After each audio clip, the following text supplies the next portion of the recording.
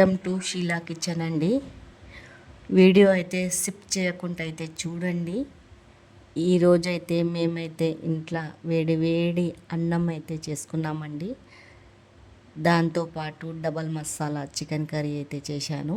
చాలామంది అయితే వీడియోలు అయితే ఫుల్ వీడియో వాచ్ చేసి అయితే చూస్తలేరు. యూట్యూబ్ అయితే ఈ వీడియోలు అయితే పంపిస్తుందండి, కానీ జనాలకు నచ్చుతలేదేమో నా వంట వీడియోలు.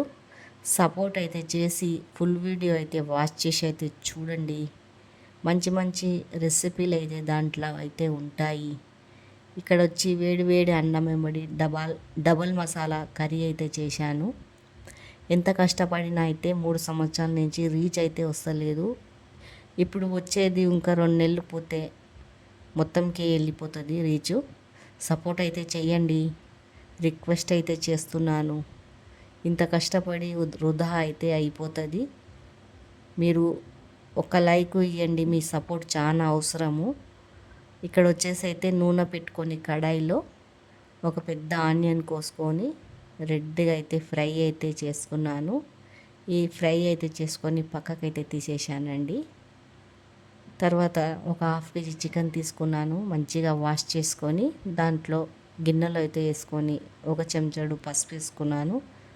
మనకు రుచికి సరిపోయేంత కారము, పట్ట, లవంగాలు, ఇలాచీలు, ధనియాల పొడి మిక్సీ అయితే పట్టుకున్నానండి, కొద్దిగా వేయించి. తర్వాత ఉప్పు వేసుకున్నాను. తర్వాత ఫ్రెష్ అల్లం నూరింది అయితే వేసుకున్నానండి. తర్వాత ఇది ఉల్లిగడ్డలు మనం వేయించి పక్కకు పెట్టుకున్నాం కదా, అది కూడా మెత్తగా చేయితోటి నలిపేసి కొద్దిగా ఇలా వేసుకోవాలా. తర్వాత కొత్తిమీర, పుదీనా, మళ్ళీ కొద్దిగా పట్ట, లవంగ, ఇలాచీలు పైనుంచి వేసుకున్నాను. కొద్దిగా పెరుగు వేసుకున్నాను, తీయటి పెరుగు. తర్వాత ఈ ఆనియన్ ఫ్రై చేసిన నూనె అంతా దీంట్లో వేసేసానండి. ఇవంతా మంచిగా అయితే కలిపేసుకున్నాను, మసాలాలు పట్టేలాగా కిందికి పైకి అంతా. నా వీడియోలు అయితే కుకింగ్ వీడియోలు మీకు నచ్చుతుందో నచ్చలేదో కామెంట్ అయితే చేయండి. ఎలా వీడియోలు పెట్టాలంటే మీరు చెప్తే నేను అలా అయితే వీడియో అయితే చేసి పెడతానండి. సపోర్ట్ అయితే చేయండి. తర్వాత ఒక పెద్ద టమాటాలు అయితే కోసుకున్నాను.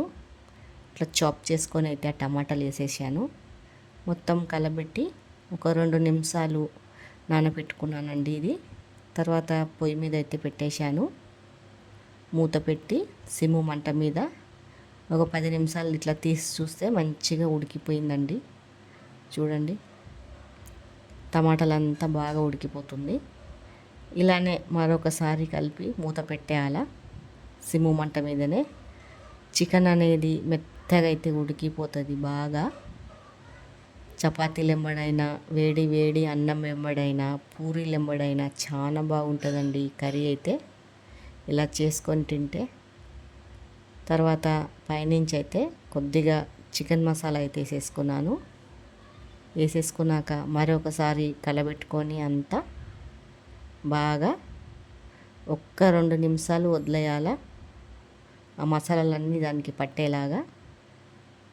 తర్వాత సన్నగా కొత్తిమీర అయితే తరుక్కొని పైనుంచి అయితే వేసుకొని మంచిగా వేడి వేడిగా చికెన్ కర్రీ రెడీ.